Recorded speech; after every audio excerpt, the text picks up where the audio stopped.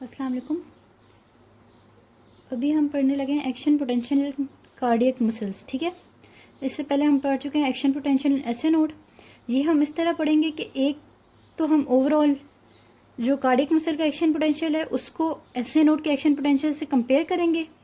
हम देखेंगे डिफरेंसेस क्या क्या है और फिर हम कार्डियक मसल के एक्शन पोटेंशियल को डिटेल में डिस्कस करेंगे और उसके बाद एक ओवरव्यू होगा, उसके फेजेस के साथ हम कोरिलेट करेंगे। ठीक है, अब action potential in cardiac muscles. जब आपके पास एक्शन पोटेंशियल जो होता है पेस मेकर्स में शुरू हो जाता है, ठीक है, आपके पेस मेकर फायर करना शुरू हो जाते हैं, उसके बाद जब आपके पास कार्डियक मसल में सिग्नल आता है तो उस सिग्नल की वजह से आपके कार्डियक मसल्स जो होते हैं उनकी कॉन्ट्रैक्शन शुरू होती है। आपके पास ऑटोमेटिक जो फायरिंग थी, ऑटोमेटिक आपके पास डीपोलराइजेशन थी, वो आपके पास ऐसे नोड में होती थी। मगर आपके पास कार्डियक मसल्स में ऑटोमेटिक डीपोलराइजेशन नहीं होती, वो एक सिग्नल का इंतजार करते हैं और वो सिग्नल किधर से आता है, वो ऐसे नोड से सिग्नल आएगा तब आपके पास मसल कॉन्ट्रैक्ट करेंगे कार्डियक मसल की। ठीक है, इन कार्डियक मसल्स से मेरा मतलब क्या है, एट्रिया के जो नॉर्मल मसल्स हैं और वेंट्रिकल्स के जो नॉर्मल मसल हैं। ठीक है, इससे इंट्रिंसिक सिस्टम जो है वो इसका मतलब नहीं है। एसए नोड, एवी नोड वगैरह ये उसका एक्शन पोटेंशियल नहीं है, ये एट्रिया और वेंट्रिकल का एक्शन पोटेंशियल है। ठीक हो गया। उसके बाद आप देखोगे कि कार्डियक मसल सेल के एक्शन पोटेंशियल जो होता है उसका रेस्ट क्या होता है, रेस्टिंग मेम्ब्रेन पोटेंशियल उसका क्या है, -90 मिलीवोल्ट्स। -90 मिलीवोल्ट्स कार्डियक मसल्स का रेस्टिंग मेम्ब्रेन पोटेंशियल है। वेयर एज एसए नोड में आपने देखा था कि एसए नोड में आपके पास रेस्टिंग मेम्ब्रेन पोटेंशियल कितना होता है, वो आपके पास होता है -60 मिलीवोल्ट्स। एक तो आपका ये डिफरेंस हो गया पहला। ठीक है, उसके बाद आपके पास दूसरा डिफरेंस ये है कि कार्डियक मसल्स जो होते हैं उनमें थ्रेशोल्ड कितना होता है, -70 मिलीवोल्ट्स थ्रेशोल्ड होता है। ठीक है, मगर आपके पास एसए नोड, एवी नोड वगैरह इन सारों में आपके पास थ्रेशोल्ड कितना होता है, आपके पास होता है -40 मिलीवोल्ट्स। आपके पास इंट्रिंसिक सिस्टम में थ्रेशोल्ड होता है। ये आपके पास सेकेंड डिफरेंस आ गया है। ठीक है, दूसरा आपका तीसरा आपका ये डिफरेंस है कि आपको मैंने बताया था पिछली वीडियो में कि जो एसए नोड होता है उधर आपके पास ये कुछ पेस मेकर पोटेंशियल होता है और पेस मेकर पोटेंशियल जो होता है इसका क्या फंक्शन होता है कि अच्छा थर्ड पॉइंट आपके पास क्या आ जाता है, आपके पास थर्ड पॉइंट आ जाता है कि ये जो लाइन है आपको मैंने बताया था पिछली वीडियो में कि इसको आप कहते हो pacemaker potential. Pacemaker potential जो है ये एसए नोड में होता है, मगर आपको यहाँ पे पेस मेकर पोटेंशियल नज़र नहीं आएगा वेंट्रिकल्स में या एट्रिया के मसल्स में।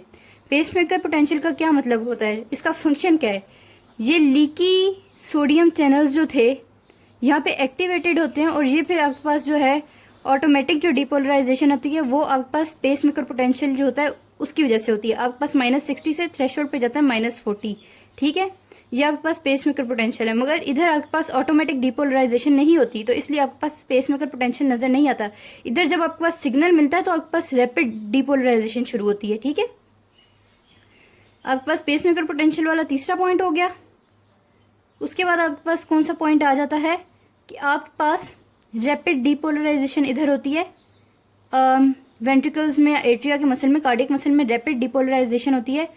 +30 मिलीवोल्ट्स पीक पे जाती है या फिर +20 मिलीवोल्ट्स पीक पे जाएगी, मगर आपके पास यहाँ पे रैपिड डिपोलराइजेशन है। यहाँ पे आपके पास ऐसे नोड में आपके पास स्लो डिपोलराइजेशन थी, इट वॉज नॉट रैपिड।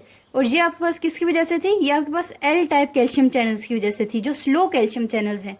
ठीक है, इसकी वजह से स्लो डिपोलराइजेशन होती है और इसकी पीक किधर होती है, -10 मिलीवोल्ट्स पे। इधर +30 या +20 मिलीवोल्ट्स पे पीक हो रही है, इधर -10 मिलीवोल्ट्स पे पीक हो रही है। इधर रैपिड डिपोलराइजेशन है, इधर स्लो डिपोलराइजेशन है। ठीक हो गया। उसके बाद ये होता है कि आपके पास एक प्लेटू फेज या आपके पास लॉन्ग डिपोलराइजेशन इधर रह जाती है, इसको आप प्लेटू फेज कहते हो। ये आपके पास किधर नजर आता है, ये आपके पास कार्डियक मसल में नजर आएगा, मगर आपके पास ऐसे नोड में प्लेटू फेज नहीं होता। सही हो गया। इसका भी मैं आपको बताऊंगी प्लेटू फेज का क्या फायदा है। ये आपके पास कौन सा पॉइंट हो गया, 5th और 6th आई गेस। ठीक हो गया, आपके पास यहाँ पे प्लेटू फेज है, यहाँ पे आपके पास प्लेटू फेज नहीं है। उसके बाद आपके पास क्या है, रीपोलराइजेशन, इधर आपके पास कार्डियक मसल्स में रीपोलराइजेशन टू -90 मिलीवोल्ट्स हो जाती है दोबारा, और इधर आपके पास रीपोलराइजेशन जो होती है ये -60 मिलीवोल्ट्स पे हो जाती है दोबारा। ये आपके डिफरेंसेस थे, ये आपको फिंगर टिप्स पे याद होना चाहिए। एसए नोड का एक्शन पोटेंशियल और वेंट्रिकल मसल्स, कार्डियक मसल्स का जो एक्शन पोटेंशियल है, ये बहुत इंपॉर्टेंट टॉपिक्स हैं, ठीक है। ये वाइवा में भी आएंगे, ये आपकी थ्योरी में भी आएंगे, ये हर जगह आएंगे, और इन्हीं की बेसिस पे आपके पास ईसीजी का समझना और बाकी जो आगे क्लिनिकल्स हैं वो समझना इन्हीं की बेसिस पे होगा। अगर ये नहीं आता तो आपको फिर कुछ भी नहीं आएगा। अच्छा, ये जो डिफरेंस है ये आप उन्हें याद कर लेने हैं। उसके बाद हम आ जाते हैं कार्डियक मसल की एक्शन पोटेंशियल, ये होती कैसे है। अच्छा, कार्डियक मसल एक्शन पोटेंशियल ये कैसे होंगे, ठीक है। सबसे पहले आप देखोगे कि आपके पास ये है रेस्टिंग मेम्ब्रेन पोटेंशियल -90 मिलीवोल्ट्स। जब आपके पास कार्डियक मसल में एसए नोड की वजह से, फायरिंग सिस्टम की वजह से सिग्नल आएगा कि आप कॉन्ट्रैक्ट करो, ठीक है, तब आपके पास जाके voltage gated sodium channels open हो जाएंगे, ठीक है। ये जो वोल्टेज गेटेड सोडियम चैनल्स हैं, जैसे ये ओपन होंगे तो आपके पास रैपिड डिपोलराइजेशन होगी। -90 मिलीवोल्ट से आप थ्रेशोल्ड पे जाओगे -70 पे, और उसके बाद आप +30 या फिर आप +20 पे चले जाओगे। ये जो आपके पास पूरी लाइन है ये रैपिड डिपोलराइजेशन की, ये आपके पास जो होते हैं वोल्टेज गेटेड सोडियम चैनल्स करवाते हैं। They open quickly depolarize membrane to +30 millivolts when sodium enters the cell, ठीक है। जैसे ही आपके पास ये पहली चीज खत्म होती है, अब आपने सोचना है कि इधर जो है कार्डियक मसल में आपके पास डिपोलराइजेशन कौन करवा रहा है। ये डिपोलराइजेशन फेज किस आयन की वजह से हो रहा है, ये हो रहा है सोडियम की वजह से। मगर जो एसए नोड में हमने पढ़ा था उधर डिपोलराइजेशन किसकी वजह से हो रही थी, उधर डिपोलराइजेशन हो रही थी कैल्शियम आयंस की वजह से। ये आपके पास बहुत इंपॉर्टेंट एमसीक्यू है, ठीक है। कार्डियक मसल में एक्शन पोटेंशियल में डिपोलराइजेशन किसकी वजह से हो रही है, सोडियम की वजह से। और आपके पास जो है एवी नोड, एसए नोड, उधर किसकी वजह से हो रही है, उधर आपके पास हो रही है कैल्शियम आयंस की वजह से। उसके बाद जैसे ही आपकी पीक डिपोलराइजेशन रीच होती है +30 मिलीवोल्ट्स की, उसके बाद कुछ ऐसा होता है कि आपके पास स्लाइट रिपोलराइजेशन, ये आप देख रहे होगे स्लाइट रिपोलराइजेशन है, ये आपके पास सेकंड पार्ट है इस ग्राफ का। स्लाइट रिपोलराइजेशन जो है ये किसकी वजह से हो रही है, ये आपके पास ऐसे होता है कि transient fast potassium channels open हो जाते हैं थोड़े टाइम के लिए। जैसे ही वो ओपन होते हैं तो जल्दी जल्दी आपके पास पोटेशियम बाहर निकल जाता है, ठीक है, और साथ ही वो बंद हो जाते हैं बाद में। यहाँ पे आपके पास सोडियम चैनल्स बंद हो जाते हैं +30 मिलीवोल्ट्स पे। उसके बाद आपके पास लाइट रिपोलराइजेशन हो जाती है ट्रांजिएंट फास्ट पोटेशियम चैनल्स की वजह से, और वो भी इधर आके कहीं बंद हो जाते हैं, ठीक है। तो आपके पास इस तरह का कुछ यहाँ पे फेज बन जाता है। जैसे ही आपके पास स्लाइट रिपोलराइजेशन खत्म होती है, यहाँ पे पोटेशियम चैनल्स भी बंद हो जाते हैं और आपके पास फिर स्लो कैल्शियम चैनल्स ओपन हो जाते हैं, ठीक है। स्लो कैल्शियम चैनल्स का फंक्शन क्या है कि ये आपके पास प्लेटू फेज करवाते हैं, जो आपकी डिपोलराइजेशन +10 मिलीवोल्ट्स पे ये रोक देते हैं, और यहाँ पे +10 मिलीवोल्ट्स पे आपके पास प्लेटू फेज बनता है। ये किसका फंक्शन है, ये आपके पास थर्ड जो आपके पास चैनल्स हैं स्लो कैल्शियम चैनल्स, इनकी वजह से होता है। स्लोली कैल्शियम एंटर होता है, ठीक है, और वो आपका जो डिपोलराइजेशन का फेज है उसको रखता है थोड़ी देर के लिए, और जो वो रखता है उसको आप कहते हो प्लेटू फेज, ठीक हो गया। Depolarisation is held at plateau phase due to calcium ions, और वो कौन से चैनल्स होते हैं, slow L type calcium channels होते हैं, जिनकी वजह से ये प्लेटू फेज बनता है। जब आपके पास प्लेटू फेज खत्म हो जाता है, साथ ही आपके पास कैल्शियम चैनल्स भी बंद हो जाते हैं, और आपके पास फिर रैपिड रिपोलराइजेशन हो जाती है। रैपिड रिपोलराइजेशन किन चैनल्स की वजह से हो जाती है, वो हो जाती है वोल्टेज गेटेड पोटेशियम चैनल्स की वजह से। ये रिपोलराइजेशन जो है जो वोल्टेज गेटेड पोटेशियम चैनल्स की वजह से होती है। पोटेशियम आपका लीव करता है और आपके पास जो एक्शन पोटेंशियल है वो +10 से वापस -90 मिलीवोल्ट्स रेस्टिंग मेम्ब्रेन पोटेंशियल पे आ जाता है। अब रिपोलराइजेशन इधर भी पोटेशियम चैनल्स की वजह से हो रही थी, और आपके पास जो एसए नोड है इधर भी आपके पास रिपोलराइजेशन जो थी वो पोटेशियम चैनल्स की वजह से ही हो रही थी। और दोनों कौन से गेट हैं, वोल्टेज गेटेड पोटेशियम चैनल्स, उन्हीं की वजह से इधर भी रिपोलराइजेशन हो रही है वेंट्रिकल मसल में, और उन्हीं की वजह से आपके पास एसए नोड के मसल्स में भी डीपोलराइजेशन हो रही है।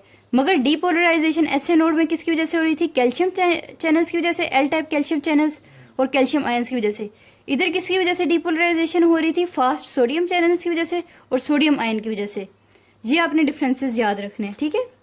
उसके बाद एक क्वेश्चन है जो आपको अक्सर आपके वाइवे में पूछ लेते हैं आपसे टीचर्स, वो ये है कि आपके पास प्लेटो फेज का मकसद क्या है? प्लेटो फेज होता किस लिए, इसका मतलब क्या है?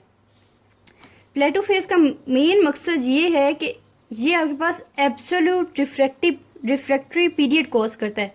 एब्सोल्यूट रिफ्रैक्टरी पीरियड अब कौन सा पीरियड है? ये वो पीरियड है जिसमें आपके पास सेकेंड एक्शन पोटेंशियल जनरेट नहीं हो सकती। मतलब ये एक ऐसा पीरियड है जो आपके कार्डियक मसल्स को इतना टाइम देता है कि वो सही तरह कॉन्ट्रैक्ट हो सकें और आपका खून जो है आराम से पंप हो जाए, और जब वो कम्प्लीटली पंप हो जाता है तब तक आपके पास दूसरा एक्शन पोटेंशियल ना आए। ये जो आपके कार्डियक मसल्स को टाइम देना होता है कि वो इफेक्टिवली पंप कर सकें ब्लड को, ये आपके पास प्लेटो फेज का जॉब होती है। और ये प्लेटो फेज आप वाइवे में कैसे आंसर करोगे? That plateau phase is responsible for absolute refractory period of the cardiac muscles. The absolute refractory period means कि second action potential can not be initiated while one action potential is going on, and it provides the cardiac muscles a specific time to contract effectively। ठीक हो गया। अब अक्सर आपके पास MCQ, अगर बहुत ही कोई बुरा एमसीक्यू है तो उसमें आपके पास आ जाता है कि प्लेटो फेज जो है वो कौन सा सेगमेंट आपका शो करता है। आपके पास ईसीजी में, आपको मैंने बताया था कि ईसीजी में आपके पास आइसो इलेक्ट्रिक लाइंस होती हैं जिनको आप कहते हो सेगमेंट्स। एक आपको पता एस टी सेगमेंट, और मैंने आपको बताया था कि S T segment iso electric line है, और सेगमेंट्स वो वाली जगह होती है जहाँ पे आपके पास करंट रुका होता है, ठीक है। आपके पास स्प्रेड नहीं हो रहा होता, आपके पास कोई एक्टिविटी चेंज नहीं हो रही होती, एक एक्टिविटी ऑन गोइंग हो रही होती है। ये आइसो इलेक्ट्रिक लाइन जो है एस टी सेगमेंट की जो है, ये आपके पास ईसीजी में प्लेटो फेज दिखाता है। It represents the plateau phase. ठीक हो गया। आई होप कि cardiac muscle action potential clear होगा सबको। अब हम एक दफ़ा इसके फेजेस देख लेते हैं और उनकी रिवीजन कर लेते हैं। एक और पॉइंट जो बहुत ज़रूरी है वो ये है कि कार्डियक मसल की कॉन्ट्रैक्शन जो होती है उसका टाइम कितना होता है? उसका टाइम होता है 300 मिली सेकेंड्स। मगर उस 300 मिली सेकेंड्स में से एब्सोल्यूट रिफ्रैक्टिव पीरियड जो होता है that is caused by the plateau phase, उसका टाइम कितना होता है? उसका 250 मिली सेकेंड्स होता है। मतलब आपकी पूरी कार्डियक मसल की कॉन्ट्रैक्शन में जो 300 मिली सेकेंड्स की है उसमें से 250 मिली सेकेंड्स एब्सोल्यूट रिफ्रैक्टिव पीरियड है। ठीक हो गया। Last but not the least, ये हैं आपके पास फेजेस आपके कार्डियक मसल्स के, ठीक है, कार्डियक मसल के एक्शन पोटेंशियल के। ये एग्जैक्टली वही है जो आपके पास गाइटन में दिया हुआ है, और मैं आपको ऐसे पढ़ाऊंगी कि आपको गाइटन का जो है आराम से याद हो जाएगा, ठीक है, जैसे ही आप पढ़ोगे। अच्छा, पहला फेज आपके पास क्या है? जो 0 से रिप्रेजेंट होता है।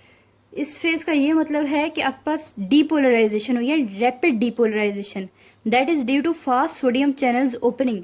सोडियम चैनल्स, आपके पास सिग्नल आया, आपके पास सोडियम चैनल्स ओपन हो गए फास्ट, और साथ ही आपके पास रैपिड डीपोलराइजेशन शुरू होगी। ठीक है, जैसे ही आपके पास सोडियम चैनल्स अंदर आने लग गए, ये आपके पास 0 फेज होता है, ठीक है, -90 मिलीवॉट से +30 मिलीवॉट्स तक जाता है। उसके बाद आपके पास क्या आ जाता है? उसके बाद आपके पास पहला फेज आ जाता है फर्स्ट, ये यहाँ से लेके यहाँ तक होगा। इसका क्या मतलब है? Initial repolarisation. आपको मैंने बताया था जैसे ही आप +30 में पहुंच जाते हो आपके पास फास्ट सोडियम चैनल्स क्लोज, और उसके बाद आपके पास transient fast potassium channel open हो जाते हैं। These transient fast potassium channels, जैसे ही पोटेशियम जल्दी जल्दी बाहर निकल जाता है तो मगर थोड़े से टाइम के लिए ओपन होते हैं, उनकी वजह से इनिशियल रीपोलराइजेशन हो जाती है।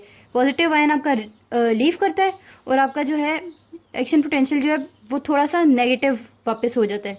ये इनिशियल रीपोलराइजेशन है। इनिशियल रीपोलराइजेशन फर्स्ट फेज से रिप्रेजेंट होती है। उसके बाद सेकंड फेज पे आपके पास आ जाता है प्लेटो फेज, जी आपके पास यहाँ से लेके यहाँ तक होगा। और उसमें क्या होता है कि आपके पास जो ट्रांजिएंट फास्ट पोटेशियम चैनल्स से वो भी क्लोज हो जाते हैं, और आपके पास कैल्शियम चैनल्स जो हैं, आपके पास L type calcium channels that are the slow calcium channels, उनकी वजह से स्लो इन्फ्लक्स ऑफ कैल्शियम होता है, और आपके पास सेकंड पे जो है प्लेटो फेज बन जाता है। ठीक है, calcium channels open, and fast potassium channels close that cause the second phase, that is the plateau phase. The plateau phase is responsible for the absolute refractive period. ठीक हो गया, and it is represented by the ST segment on the ECG.